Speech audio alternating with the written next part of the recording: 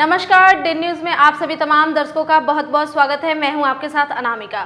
चलिए आगे बढ़ने से पहले एक नजर डालते हैं उन खबरों पर जो बनी है आज की सुर्खियां। थ्रेसर मशीन में गेहूं की कटाई के दौरान मजदूर की दर्दनाक मौत, परिवार में मचा कोहराम।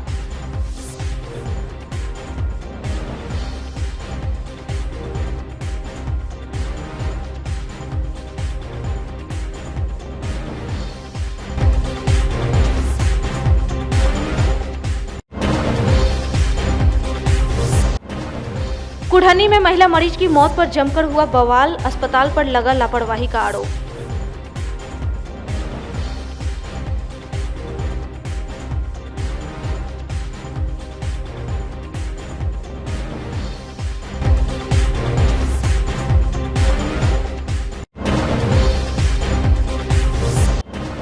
और अहियापुर में राहगीरों से लूटपाट करने वाला 9 शातिर अपराधी चढ़ा पुलिस के हत्थे, कई मामलों का हुआ उद्भेदन।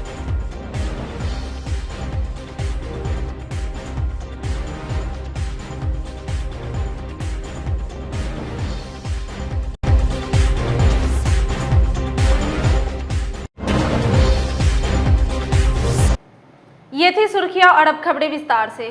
मुजफ्फरपुर में गेहूं दौनी करने के दौरान एक मजदूर की दर्दनाक मौत हो गई। थ्रेसर में फंसकर मजदूर सुरेश राम ने मौके पर ही दम तोड़ दिया। घटना औराई इलाके के रामपुर पंचायत के बिलभद्रपुर गांव की है। घटना के बाद परिवार के साथ साथ पूरे गांव में कोहराम मच गया। मौके पर पहुंची पुलिस ने शव को अपने कब्जे में लेकर पोस्टमार्टम के लिए SKMCH भेज दिया। जानकारी के मुताबिक बिलधड़ा गाँव के दुखाराम का 40 वर्षीय पुत्र सुरेश राम गांव के सरेह में गेहूं की दौनी में काम कर रहा था। अचानक उसके चिल्लाने की आवाज आई। साथी मजदूर ने दौड़कर देखा, तब तक सुरेश राम बुरी तरह से थ्रेसर में फंस चुका था, जिससे उसकी मौके पर ही मौत हो चुकी थी।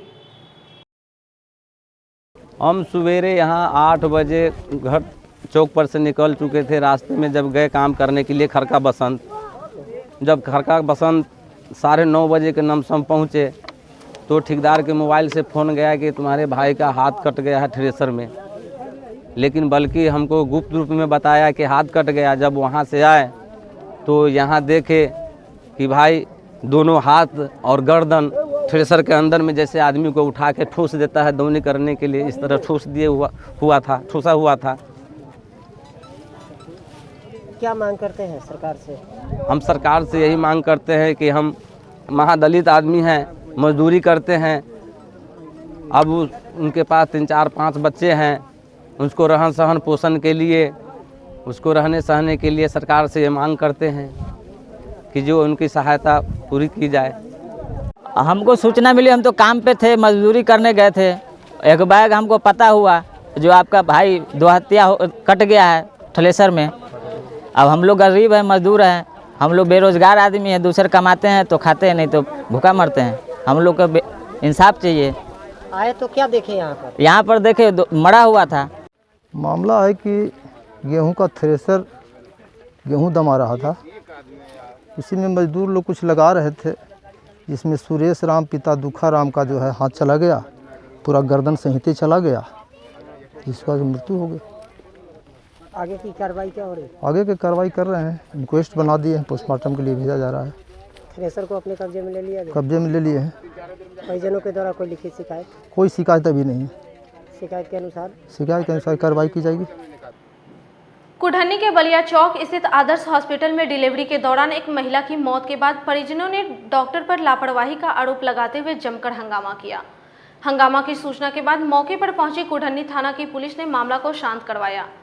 जानकारी के अनुसार कुढ़नी थाना क्षेत्र के माधोपुर चिकनी गांव निवासी महाराज कुमार ने अपनी पत्नी खुशबू देवी को डिलीवरी के लिए पिछले 5 अप्रैल को बलिया चौक स्थित आदर्श हॉस्पिटल में भर्ती करवाया था। पिछले 2 दिनों से खुशबू अस्पताल में भर्ती थी। वहीं कल डिलीवरी के दौरान अचानक खुशबू की तबीयत बिगड़ी, जिसके बाद डॉक्टर ने हालात बिगड़ता देख महिला को पटना रेफर कर दिया, जहां डॉक्टर ने उसे मृत घोषित कर दी। वहीं बताया जा रहा है कि बच्चे को तो सही सलामत बचा लिया गया, लेकिन महिला खुशबू की मौत हो गई। मौत के बाद परिजनों ने डॉक्टर पर लापरवाही का आरोप लगाते हुए जमकर हंगामा किया। मौके पर पहुंची पुलिस ने मामला को शांत करवाया। यहाँ का मामला है जो हम लोग का मालूम नहीं था। यहाँ भर्ती कराए हुए थे, जो ब्लड चढ़ाया और मरीज मेरा सही था।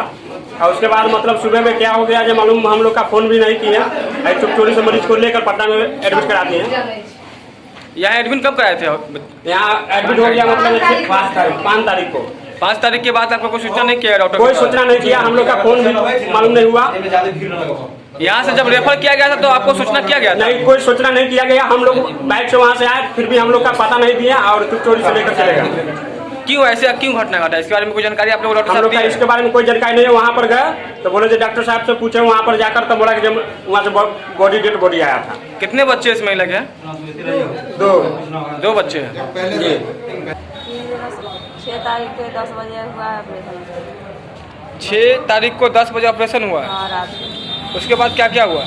तो उसमें तो ठीक था, रात से उसको दर्द हुआ, पानी मांग रहा था, पानी न दिए, डॉक्टर बोले पानी न देंगे।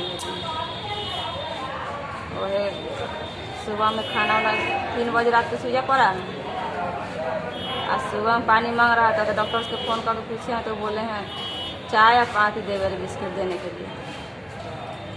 चाय बिस्किट दिए हैं तो उसके बाद खाने के बाद सुइया कर दिए हैं डॉक्टर से, आए हैं कंप्यूटर से, और टैबलेट दिए हैं खाने के लिए 3 गो। 1 गो टैबलेट खिलाए हैं, वही खिलाते 5 मिनट बाद उसको हो गया है ऐसे काला पूरा मुँह पड़ गया है, तुरंत में खूब हंफने लगे। अच्छा, दवा खिलाने के बाद इनकी स्थिति गंभीर होती चली गई? हाँ, 5 मिनट होते। उसके बाद क्या हुआ? उसके बाद तो कंप्यूटर से आए, देखे हैं तेल मैले हैं तो कोई अथी ना हुआ, तो नर्स छू के देखे तो तनका चला तो लेके गए वहाँ पे गाड़ी में ले बाद गोदी में बैठा है, माथा रखे हैं तो दांत बैठे हुए, यहाँ काढ़ा था वहाँ लेकर पीला पूरा मुड़ा हो गया। वहाँ जाने यहाँ से डॉक्टर रेफर कर दिया गया था आप लोग को? नहीं, डॉक्टर लेकर बोले थे लेकर चलने के लिए। अच्छा, डॉक्टर आपके साथ में गए थे खुद? कंप्यूटर गए थे। कंप्यूटर आपके साथ में गए थे? हाँ, बोले उसके बाद वहाँ जाने के बाद डॉक्टर ने क्या? हाजीपुर बोले चले, यहाँ से हाजीपुर गए तो हाजीपुर बोले इधर हाजीपुर आ गए तो नहीं पटना चलिए, और पटना ले गए वहाँ पर भर्ती करने के लिए, लेकिन यहीं पे वो नहीं था। सरैया के आनंदपुर गंगोलिया गांव में एक निधि पोखर से मछली मारने के क्रम में विवाद हो गया और देखते ही देखते विवाद इतना गहरा हो गया कि पोखर में मछलियों की लूट होने लगी। ऐसा मानो लग रहा था जो जितना लूट सकेगा उतनी मछली लूट ले, और विवाद इतना बढ़ गया कि लोग एक दूसरे को मारने पर उतारू हो गए, जिसकी सूचना के बाद मौके पर पहुंची पुलिस ने दोनों पक्ष को शांत कराया और सुरक्षा के लिहाज से इलाके में गश्ती बढ़ा दी गई। वहीं आपको बता दें कि हाल ही में जिस तरीके से मधुबनी जिले में पोखर के विवाद में घटना हुई थी, उसके बाद से पुलिस लगातार एक्टिव हो गई है, जिस कारण एक बड़ी घटना होने से बच गया। सरैया एसडीपीओ राजेश कुमार शर्मा ने बताया कि एफआईआर कर पूरे मामले की जांच की जा रही है, दोषियों को किसी भी हाल में बख्शा नहीं जाएगा। सरैया थाना अंतर्गत आनंदपुर गंगौलिया गांव है, वहाँ के विनोद सिंह हैं, जिनके द्वारा सूचना दी गई कि वो मछली अपना पोखर में मार रहे हैं, तो कुछ लोग विवाद कर रहे हैं। इसी पे पुलिस गई थी जांच करने के लिए। विनोद सिंह के द्वारा आवेदन दिया गया है। ये पुराना मामला है, मछली और पोखर को लेकर के 2 पक्षों के बीच विवाद चल रहा है। इसी को लेकर के जो है ये आवेदन थाने में दिया गया है। पुलिस जाँच कर रही है और जो विधि सम्मत कार्रवाई है वो की जाएगी। किसी की गिरफ्तारी वगैरह अभी कुछ? जी नहीं, अभी गिरफ्तारी नहीं हुई। कल जब पुलिस गई थी वहाँ पे तो वहाँ पे मामले को ये शांत करा दिया गया था। सूचना पे पुलिस गई थी वहाँ। इधर अहियापुर पुलिस को बड़ी सफलता हाथ लगी है। पुलिस ने 2 बड़े गिरोह को गिरफ्तार कर कई मामलों का उद्भेदन किया है। एनएच पर लूटपाट व नशा खिलाकर शिकार करने वाले समेत 9 को पुलिस ने दबोचा। अहियापुर थाने की पुलिस ने 9 अपराधियों को 2 दिनों के अंदर विभिन्न इलाकों में छापेमारी कर दबोचा है। इसमें नशा खुरानी गिरोह के 4, एनएच पर लूटपाट करने वाले 3, मोबाइल झपटने वाले 1 और शराब के साथ 1 अपराधी को दबोचा है। पूछताछ के बाद सभी को जेल भेज दिया गया है। साथ ही पुलिस इनकी आपराधिक कुंडली खंगाल रही है। सिटी एसपी राजेश कुमार ने बताया कि राहगीरों से लूटपाट करने वाले गिरोह के पास से पिस्टल, 5 कारतूस, 5 स्मार्टफोन व बाइक मिला है। पकड़े गए अपराधियों की पहचान अहियापुर थाने के हरपुर लौहड़ी के मौसम कुमार, मनीष कुमार, अभिषेक कुमार, बड़ा जगन्नाथ के अविनाश कुमार के रूप में हुई है। ये सभी एक कपड़ा व्यवसायी को लूटने के फिराक में थे। इस दौरान दादर इलाके से दबोचा गया। इन लोगों ने दादर स्थित एक पेड़ में पिस्टल छिपाया था, जहां से पुलिस ने पिस्टल को बरामद किया। वहीं मंगलवार को अहियापुर पुलिस ने एसकेएमसीएच के पास से कांटी थाना के दामोदरपुर के मोहम्मद अरमान, अहियापुर शेखपुर के मोहम्मद आलम हुसैन और नंद किशोर सहनी को गिरफ्तार किया गया। इनके पास से गांजा, 1500 रुपये नकदी और एक ऑटो जब्त किया गया। वहीं सिटी एसपी ने बताया कि यह गिरोह नशा खिलाकर ऑटो सवार यात्रियों को लूटता था। ऑटो से ही शहर में घूमा भी करते थे। शिकार फंसने के बाद उनको नशीला पदार्थ या कोल्ड ड्रिंक्स पिलाकर वारदात को अंजाम देते हैं। मुजफ्फरपुर पुलिस खास करके अहियापुर थाने में दिनांक 7 तारीख को और 8 तारीख को दो ऐसी घटनाएं हुई जिसमें अपराध कर्मियों की, जो कि सक्रिय लूट करने वाले अपराध कर्मी सब हैं, उन लोगों की गिरफ्तारी हुई है। 7 तारीख को NH57 पर राघोपुर जाने वाली सड़क पे सूचना मिली, अहियापुर थाना को सूचना मिली कि कुछ अपराध कर्मी यहाँ पे लूट की योजना बना रहे हैं। सूचना पे थाना अध्यक्ष उपाधीक्षक नगर द्वारा एक रेड किया गया और रेड करके पकड़ा गया। वहाँ से 3 व्यक्तियों की गिरफ्तारी हुई, कुछ भागने में भी वहाँ पे सफल हो गए। गिरफ्तार लोगों के पास से मोबाइल और कुछ मादक पदार्थ तथा एक टेम्पो की बरामदगी हुई। उन लोगों से पूछताछ में उन लोगों द्वारा खुलासा किया गया कि ये लोग टेम्पो पे पैसेंजर को बैठा करके और उनके साथ लूटपाट की घटना, छीन छोड़ की घटना करते हैं। इस तरह से एक अच्छी पुलिस को सफलता मिली है। दूसरी घटना 8 तारीख को पुलिस को पुनः सूचना मिली कि एक स्थान पे कुछ अपराध कर्मी लूट की योजना से जुटे हुए हैं। इस सूचना पे पुलिस के द्वारा अहियापुर थाने के द्वारा पुनः छापेमारी की गई और मौके वारदात से 4 लोगों की गिरफ्तारी हुई। 1-2 व्यक्ति वहाँ से भागने में सफल रहे हैं, जिसकी पहचान हो गई है। उन लोगों के पास से एक लोडेड पिस्टल, देसी पिस्टल और कुछ आपत्तिजनक सामानें भी बरामद की गई है। उन लोगों के द्वारा जो घटना करने की योजना बनाई गई थी उसका भी पूछताछ के दौरान खुलासा कर दिया गया है। इस तरह से 2 बड़ी घटनाओं को मुजफ्फरपुर पुलिस को रोकने में सफलता मिली है। इनके आपराधिक रिकॉर्ड क्या रही है? कितने अपराध कर्मी टोटल है? अभी तक कुल 7 लोगों की गिरफ्तारियां हुई है दोनों कांडों में लेकर के, और इनमें से कुछ का आपराधिक इतिहास भी रहा है। 1-2 का अहियापुर थाने में आपराधिक इतिहास रहा है, 1-2 का बाहर के थानों में भी आपराधिक इतिहास रहा है। सर, किस प्रकार की घटना को अंजाम देने की फिराक में? ये सभी, एक तो पहला गिरोह जो है वो टेम्पो में यात्रियों को बैठा करके लूटने वाला गिरोह है जी, और दूसरा जो है वो रोड पे लूट की घटना करने की योजना में था। एक मुर्गा व्यवसायी को ये लोग लूटने की योजना बनाए हुए थे। तो पेड़ में पिस्टल पर क्या मामला है? पेड़ में पिस्टल लुका के रखे बताया और उन लोगों के द्वारा गिरफ्तारी के पश्चात में पूछताछ से उन लोगों ने बताया कि हम जो इस घटना में प्रयुक्त करते हैं वो पिस्टल कहाँ पे है, और उनके निशानदेही पे पुलिस ने उसको बरामद की। पटना में आयोजित स्मार्ट सिटी की समीक्षा बैठक में उप मुख्यमंत्री तारकिशोर प्रसाद, नगर व आवास विभाग के सचिव आनंद किशोर सहित 4 स्मार्ट सिटी के मेयर मौजूद रहे। उप मुख्यमंत्री सह नगर विकास एवं आवास मंत्री ने कहा कि आम लोगों के सहयोग से सभी स्मार्ट सिटी में काम की रफ्तार और तेज होगी। सरकार द्वारा स्मार्ट सिटी में तेज गति से हो रहे कार्यों की उपलब्धियां आम लोगों को विभिन्न प्रसार माध्यमों के जरिए से बताया जाएगा। वहीं मुजफ्फरपुर के मेयर सुरेश कुमार ने बताया कि स्मार्ट सिटी के कार्यों को लेकर प्रमाण पत्र सौंप कार्य की प्रगति की मांग की है। स्मार्ट सिटी का जो साल में एक बार मीटिंग होती है, ग्लोबल मीट कहते हैं उसको, उसमें स्मार्ट सिटी में क्या क्या होगा, प्रोविज़न होगा, उसकी होटल मोरजा में एक मीटिंग थी माननीय उप मुख्यमंत्री नगर विकास आवास के साथ, और उसी मीटिंग में गए थे। उनके द्वारा उद्घाटन किया गया है। सभी 4 स्मार्ट सिटी के मेयर को बुलाया गया था और उसमें सारा चीज़ शहर में जो स्मार्ट सिटी में क्या क्या काम होगी, जो होने वाला हो रही है, उसके अंदर में क्या क्या रहेगा, सीसी कैमरा, जो भी जन सुविधा है, क्या क्या रहेगा, उस पर ही एक चर्चा हुआ। उसका उद्घाटन माननीय उप मुख्यमंत्री महोदय ने किया। उसी के दरमियान उनसे, चूँकि कल भी बैठक है, परसों भी बैठक है स्मार्ट सिटी का पटना में बोर्ड ऑफ डायरेक्टर का, चूँकि बोर्ड डायरेक्टर में हम हैं, उसी के मद्देनजर उन्होंने फिर चर्चा चली उन पर, तो शहर की समस्या के बारे में पूछा उन्होंने, तो हमने फिर जो ले गए थे 4 समस्या उनको मैंने अवगत कराई। पहला वो जो आपने मीटिंग किया था यहाँ पर माननीय सांसद अजय निषाद की अध्यक्षता में डीएम साहब समाहरणालय में जो मीटिंग हुई थी, लेकिन उसमें पेपर में 6 तारीख के पेपर में आया था कि जस के तस अभी तो मुजफ्फरपुर है, जल निकासी की व्यवस्था नहीं हुई है। इस पर उन्होंने गंभीरता सुना और कहा कि 3 से 4 दिन में हम 5 दिन में फिर शहर आ रहे हैं। और जो हम लोग का 7 निश्चय का जो 2016 में एक किताब बनी थी 7 निश्चय, माननीय मुख्यमंत्री 7 निश्चय, एक 2019 में जो हम लोगों ने बनाई थी, उस पर भी गंभीरता से सुना उन्होंने कहा कि इस पर बहुत जल्दी कार्य करनी है और ये उसमें वो कार्य बहुत जल्दी होने वाला है, उसी के मध्य बुलाया था उन्होंने।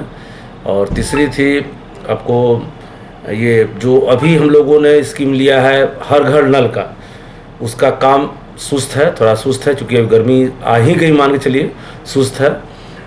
तो वो उसके लिए उन्होंने अपने अधिकारी को वहाँ से फ़ोन किया है और उन अधिकारी को कहा है कि जल्द से जल्द काम कीजिए। कोरोना के नाम पर स्कूल, कॉलेज और कोचिंग संस्थानों को बंद करने के सरकार के फरमान के विरोध में गुरुवार को एलएस कॉलेज के गेट पर ऑल इंडिया स्टूडेंट फेडरेशन के सदस्यों ने जमकर प्रदर्शन किया।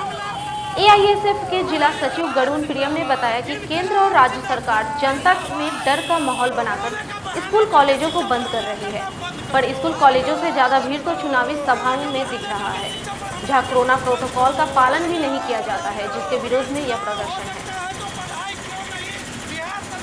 आज का जो प्रदर्शन है वो शिक्षा पे जो बिहार सरकार चोट कर रही है बारंबार, उसके विरोध में हम लोग पूरे बिहार में आज का प्रदर्शन हो रहा है, हर ब्लॉक में हो रहा है, क्योंकि जब 5 राज्यों में अभी चुनाव हो रहे हैं और वहाँ लाखों की संख्या में पब्लिक गैदरिंग हो रही है और रोड शो हो रहे हैं। अभी जदयू और भाजपा का अपने अपने कार्यालयों में बैठक हुई है जो कि कोरोना गाइडलाइन के बिल्कुल विपरीत हुई है। वहाँ कोई भी मास्क वेयर नहीं कर रहा था, मास्क नहीं पहने हुए था, तो वहाँ कोरोना नहीं फैल रहा है और शिक्षण संस्थान में कोरोना फैल रहा है। तो ये दोयम दर्जे की नीति नहीं चलेगी।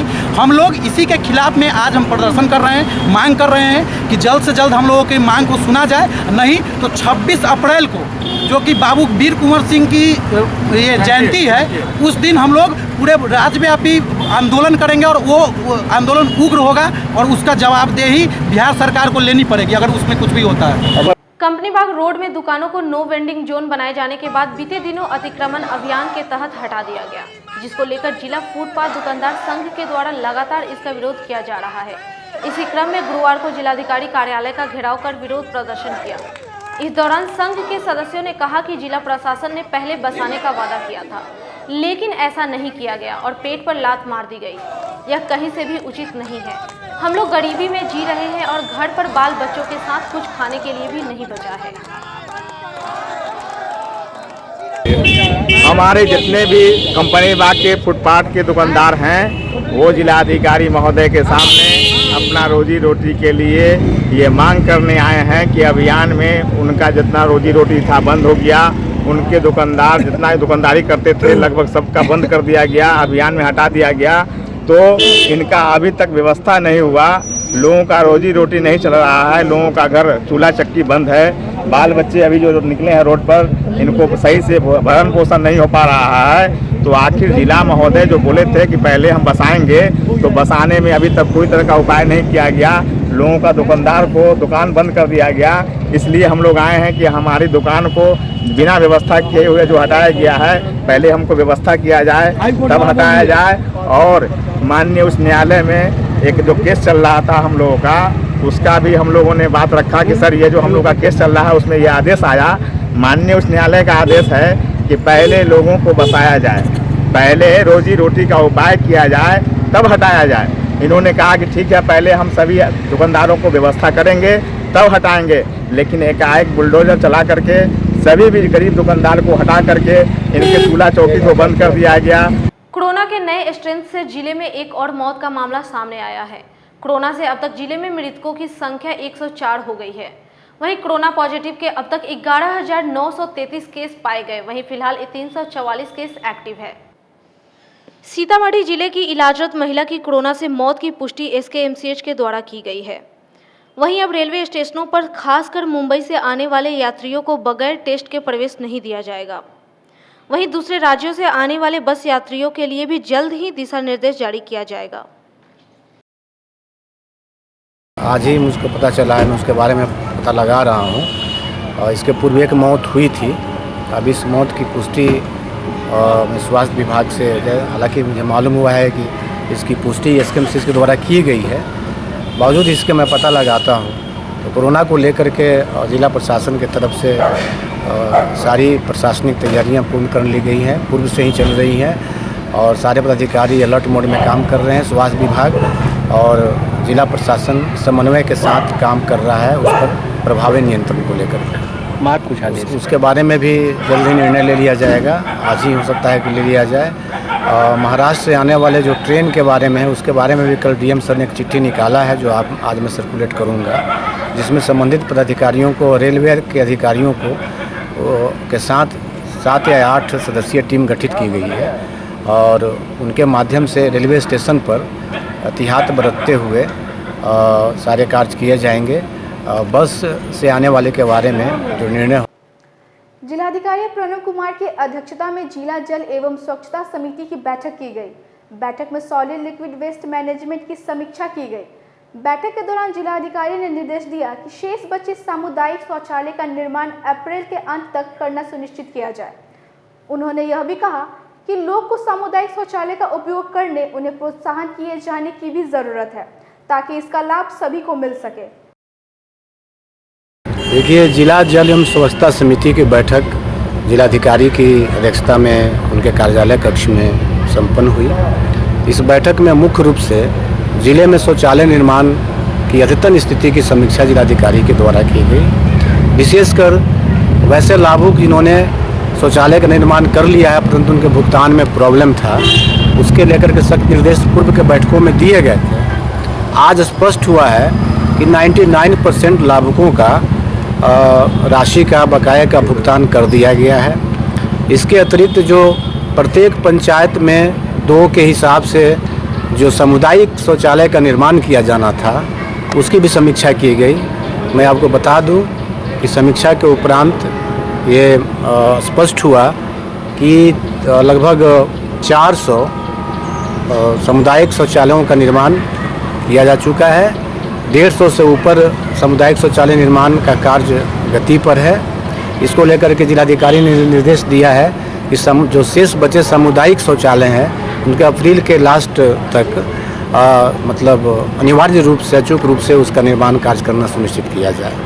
गुरुवार को बाबा साहेब भीमराव अंबेडकर की 130वीं जयंती की तैयारियों को लेकर बिहार विश्वविद्यालय के प्रति कुलपति डॉक्टर आर.के. ठाकुर की अध्यक्षता में बैठक की गई।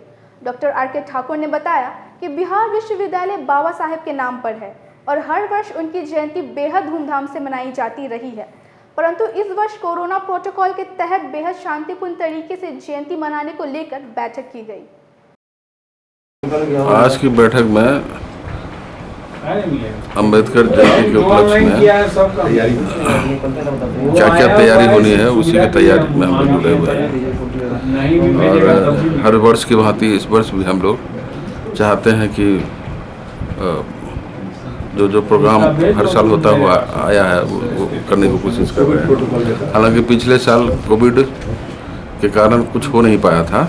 इस बार हम लोग कोशिश कर रहे हैं कि कोविड के प्रोटोकॉल या उसके नियमों का पालन करते हुए क्या क्या प्रोग्राम वगैरह करना है उसी संबंध में बैठे। उत्तर बिहार जेडीयू सेवा दल के अध्यक्ष मनोनीत होने पर पप्पू कुशवाहा ने संगठन को मजबूत करने के लिए लोगों के घर घर जाना शुरू कर दिया है। इसी क्रम में गुरुवार को अखाड़ा घाट स्थित जेडीयू के कई नेताओं के आवास पर जाकर उनसे मुलाकात की और मुख्यमंत्री नीतीश कुमार के कार्यों को अवगत कराया। इस मौके पर नेताओं ने उनका माला से स्वागत किया। वहीं पप्पू कुशवाहा ने कहा कि समाज के सभी तबकों को जोड़कर मुख्यमंत्री के सपनों को साकार किया जाए। मौके पर वरीय जेडीयू नेता विनोद कुशवाहा, वरिष्ठ जेडीयू नेता शिशिर कुमार नीरज, राज कुशवाहा सहित कई लोग उपस्थित रहे। आज मेरे लिए और पार्टी के लिए बहुत खुशी का दिन है कि हमारे भतीजा कहिए, छोटा भाई कहिए, ऊर्जावान कहिए, जिस शब्द से भी इनको सुशोभित कीजिएगा वो सब कम होगा। अभी आरसीपी महोदय जो राष्ट्रीय अध्यक्ष है जनता दल यू के, उनके निर्देशानुसार जो प्रदेश अध्यक्ष है जनता दल यू के उमेश जी के द्वारा सरबजीत कुशवाहा और पप्पू कुशवाहा जी को सेवा दल का उत्तर बिहार का प्रदेश अध्यक्ष बनाया गया है।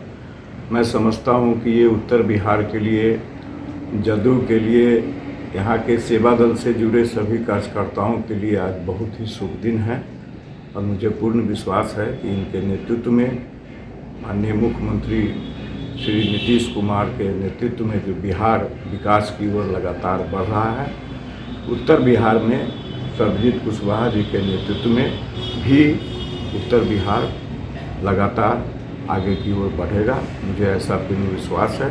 आज हमारे आए हैं, इनको माला पहनाकर मिठाई। सर्वजीत कुमार पप्पू कुशवाहा जी का उज्जवल भविष्य की कामना करता हूं और ये ऊर्जावान भी हैं। हर क्षेत्र में जदयू पार्टी को मजबूत करने में मुजफ्फरपुर ज़िला में इनकी महत्वपूर्ण भूमिका रही है। जिस पोस्ट पे रहे हैं जदयू के संगठन को हमेशा दिन रात मेहनत करके और संगठन को मजबूत करने में इन्होंने कोई कोर कसर नहीं छोड़ा है। आज इनका जो कार्य रहा है एज ए पूर्व में जिलाध्यक्ष के रूप में, युवा जिलाध्यक्ष के रूप में, ये सब कार्य को देखते हुए माननीय जदयू के राष्ट्रीय अध्यक्ष RCP बाबू ने इनको सेवा दल का अध्यक्ष चुने हैं। बड़ी खुशी की बात है और मैं जो भविष्य की कामना के साथ उनको धन्यवाद देता हूँ। इससे पहले बिहार के मुखिया माननीय नीतीश कुमार जी और संगठन प्रभारी सह राष्ट्रीय अध्यक्ष माननीय RCP बाबू और प्रदेश के अध्यक्ष हम लोग के बड़े भाई गार्जियन स्वरूप उमेश कुशवाहा जी, सभी लोगों को, मेरे जैसे कार्यकर्ता को जो इतना बड़ा दायित्व दिया गया, इसके लिए हम उनको आशा ही नहीं विश्वास दिलाते हैं कि उत्तर बिहार सेवा दल प्रखंड से लेकर के जिला से लेकर के प्रखंड से लेकर के गांव गवई तक अपना कुछ हम मैनिफेस्टो तैयार कर रहे हैं, उस सब लेकर के और लोग के बीच जाएंगे। चाहेंगे कि ऐसे ऐसे लोग को बराबर हमको बिहार में, उत्तर बिहार में जब भ्रमण करने निकले तो सब लोगों का सहयोग मिले और एक साथ जा कर के बिहार में सेवा दल एक बहुत बड़ा रूप रेखा संगठन का तैयार करके, और जिस समय बिहार के मुखिया माननीय नीतीश कुमार जी के द्वारा जो काम दिया जाएगा सेवा दल, उसको गांव गवाई और पंचायत स्तर बूथ स्तर तक पहुंचा देगा। 13 अप्रैल चैत्र नवरात्रा से लेकर 22 अप्रैल दशहरा तक शाहू पोखर फलहारी बाबा मठ में सीताराम नाम यज्ञ होगा, जिसकी तैयारी को लेकर मठ में तैयारी बैठक हुई। कार्यक्रम आयोजक महंत पवन दास ने बताया कि 13 अप्रैल को सुबह 8 बजे से सीताराम धुन प्रारंभ हो जाएगा। इसके पूर्व पूजा आराधना होगी। वहीं 21 अप्रैल को नवमी के दिन हवन यज्ञ भी होगा। इस बीच प्रतिदिन भगवान का श्रृंगार पूजन होगा। साहू पूजा समिति संयोजक प्रभात कुमार ने बताया कि सांसारिक आपदा के निवारण को लेकर सीताराम नाम यज्ञ समाज के सहयोग से कराया जा रहा है। साथ ही अमावस्या के दिन महादेव मंदिर में भगवान भोलेनाथ का महाश्रृंगार का आयोजन किया जाएगा। साथ ही साहू पोखर के सभी मंदिरों में और सड़कों पर भगवा ध्वज लहराए जाएंगे और संध्या में दीप जलाए जाएंगे। बैठक के दौरान विवेकानंद मिश्र, पंडित राकेश तिवारी सहित कई लोग मौजूद रहे। महायज्ञ श्री रामचरितमानस नवाह यज्ञ सीताराम नाम विराट संत सम्मेलन कल्याणार्थ के लिए किया गया है कि सबका शांति हो। राम नाम के लेने से ही हर कष्ट का निवारण। आज के दौर में जो इस कलयुग में अगर राम नाम का सही से नाम लिया जाता, आज जो हमारे देश में, भारतवर्ष या विश्व में जो तरह तरह के जो उन्माद फैल रहे हैं, तो ये नहीं फैलता। हम अपने समाज के और अपने कल्याणार्थ यहाँ के सामाजिक तथा विश्व के कल्याण के लिए राम नाम जप का नवा 10 रोज का आयोजन किए हैं। आगामी 13 तारीख से साहू पोखर स्थित फलहारी बाबा मठ में नवा यज्ञ प्रारंभ होने जा रहा है, जिसको लेकर आज तैयारी बैठक आदरणीय महंत पवन दास जी के नेतृत्व में हम सब यहाँ बैठक कर रहे हैं। सीताराम का जाप जो है कंटिन्यू 10 दिनों तक इस पूरे वातावरण में गूंजेगा और जन कल्याण की भावना से यह यज्ञ कराया जा रहा है। नवमी के दिन 21 तारीख को हवन भी होगा और 22 तारीख को इसका समापन होगा। उसके पूर्व 12 तारीख को अमावस्या के दिन भगवान भोलेनाथ महादेव साहू पोखर स्थित महादेव जी का महाश्रृंगार भी किया जाएगा। और 13 तारीख से हम सब साहू पोखर वासी, हम सब केदारनाथ रोड वासी, स्थानीय पुरानी बाजार निवासी, हम सब इस यज्ञ को सफल कराने के लिए हम सब आज बैठक कर रहे हैं, जिसके तैयारी में आज यह आज़ादी आंदोलन के प्रथम सूत्रधार, स्वतंत्रता संग्राम के अमर सेनानी, 1851 सिपाही विद्रोह के नायक अमर शहीद मंगल पांडे की 164वीं बलिदान दिवस के अवसर पर नागरिक मोर्चा के द्वारा भारत माता नमन स्थल पर श्रद्धांजलि सभा का आयोजन किया गया। मौके पर उपस्थित मोर्चा के महासचिव मोहन प्रसाद सिन्हा, पूर्व विधायक केदार प्रसाद सहित उपस्थित लोगों ने उनके चित्र पर पुष्प चढ़ाकर श्रद्धा सुमन अर्पित किया।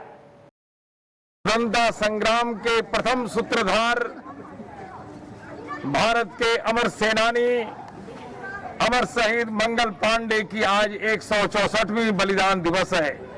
आज ही के दिन 8 अप्रैल 1857 को फिरंगी सरकार ने महान देशभक्त को फांसी के तख्ते पर चढ़ा दिया था। आज उनके सम्मान में नागरिक मोर्चा भारत माता नमन स्थल पर महान विभूति को भावभीनी श्रद्धांजलि अर्पित कर रही है। ब्रिटिश हुकूमत हिंदू और मुसलमान दोनों के धार्मिक भावना के साथ खिलवाड़ कर रहा था। उस समय 1857 में जब राइफल में गोली भरी जाती थी और गोली छूटने के बाद उसे दांत से घींचना पड़ता था और उस गोली में शुगर और गाय की चर्बी लगी रहती थी। इस कारण मंगल पांडे के दिमाग में एक बात आई कि ब्रिटिश हुकूमत हिंदू मुसलमान दोनों की धार्मिक भावना के साथ खिलवाड़ कर रहा है और उनके धार्मिक भावना पर आघात पहुंचा रहा है। इसलिए मंगल पांडे ने हिंदू और मुसलमान दोनों सिपाहियों को यह समझाने की कोशिश की कि ब्रिटिश हुकूमत के खिलाफ हम लोग बगावत करें। गुरुवार को ऐतिहासिक असेंबली बम कांड दिवस पर AIDSO की ओर से मोतीझील स्थित जिला कार्यालय में एक विचार संगोष्ठी आयोजित की गई। विचार संगोष्ठी की शुरुआत शहीद आजम भगत सिंह की तस्वीर पर माल्यार्पण से हुई। विचार संगोष्ठी को संबोधित करते हुए AIDSO के बिहार राज्य सचिव विजय कुमार ने कहा कि 8 अप्रैल 1929 को भगत सिंह एवं बटुकेश्वर दत्त ने केंद्रीय असेंबली में बम का धमाका किया था। उनका मकसद ब्रिटिश सांसद के माध्यम से किसान, मजदूरों एवं आम लोगों पर काले कानूनों को थोपने के खिलाफ देश भर के छात्र नौजवानों को जागृत करना था। वर्तमान समय में भी सत्तासीन शासक वर्ग किसान विरोधी कृषि कानून एवं छात्र विरोधी नई राष्ट्रीय शिक्षा नीति 2020 में लाई है, जो पूरी तरह जन विरोधी एवं पूंजीपति पक्षीय है। आज 8 अप्रैल असेंबली बम कांड दिवस के अवसर पर AIDSO की ओर से जिला कार्यालय मोतीझील में एक विचार गोष्ठी आयोजित किया गया। कार्यक्रम की शुरुआत शहीद आजम भगत सिंह के तस्वीर पर माल्यार्पण से हुई। इस अवसर पर हम लोगों ने भगत सिंह का जो उद्देश्य था, 8 अप्रैल 1929 को उन्होंने केंद्रीय असेंबली में बम का धमाका किया था। उनका मकसद था ब्रिटिश संसद के द्वारा जो किसानों और छात्र नौजवानों के विरोध में, आम लोगों के विरोध में जो काले कानून पास किए जा रहे थे, उसके खिलाफ में पूरे देश भर के छात्र नौजवानों, आम लोगों को जगाने का उनका मकसद था। इसी मकसद से उन्होंने बम का धमाका किया था। आज जब हम लोग असेंबली बम कांड दिवस मना रहे हैं, ऐसे समय में जो वर्तमान शासक वर्ग या सरकारें जिस तरीके से किसानों के विरोध में काले कानून लेकर के आ रही है, कृषि कानून, ठीक उसी तरीके से शिक्षा के क्षेत्र में छात्रों के खिलाफ में नई राष्ट्रीय शिक्षा नीति 2020 लेकर के आई है। आज के समय में जब हम लोग असेंबली बम कांड दिवस को याद कर रहे हैं, तो हम छात्र नौजवानों से यही अपील करना चाहेंगे कि वो आज भी ये जो काले कानून है, चाहे वो छात्रों के विरोध में हो या किसानों के विरोध में हो, उसके खिलाफ में संगठित होकर के संघर्ष को तेज करें। चैत नवरात्र 13 अप्रैल से शुरू हो रही है, लेकिन कोरोना के दूसरे चरण में नवरात्र से पहले ही मंदिरों में भक्तों की भीड़ बहुत कम हो गई है। जहां दिन भर मां दुर्गा के विभिन्न स्वरूपों के दर्शन के लिए दिन भर भक्तों का हुजूम उमड़ता था, और वहां इक्के दुक्के भक्त ही दर्शन के लिए पहुंच रहे हैं। इससे मंदिर के आसपास के क्षेत्रों में प्रसाद, फूल और पूजन सामग्री की बिक्री कर अपनी रोजी रोटी चलाने वाले लोगों का जीवन यापन कर पाना मुश्किल हो गया है। उनका कहना है कि कोरोना को देखते हुए सरकार की ओर से पहले ही भीड़ एकत्रित नहीं करने का निर्देश दिया गया है। ऐसे में नवरात्र में ही भक्तों की संख्या अधिक नहीं होगी। इस कारण अन्य वर्षों की तुलना में अब तक कोई तैयारी नहीं की गई है। हम लोग यहाँ व्यवस्था किए हुए हैं, पूरा डिस्टेंसिंग का पालन किया जाएगा, मास्क लगाना होगा, दूरी बनाकर वो मंदिर पाएंगे और जो माँ की जो पूजा हो रही है उससे कमी तो नहीं होगी। अंदर जो हम पूजा करते हैं हम लोग विधिवत पूजा तो माँ का करेंगे ही, इसमें कोई कमी नहीं होगी। और बाहर से आने वाले भक्तगण होंगे उनको एकदम डिस्टेंसिंग बना रखना होगा। इनको मास्क लगा के आइए, बड़ा सबको बाहर करेंगे।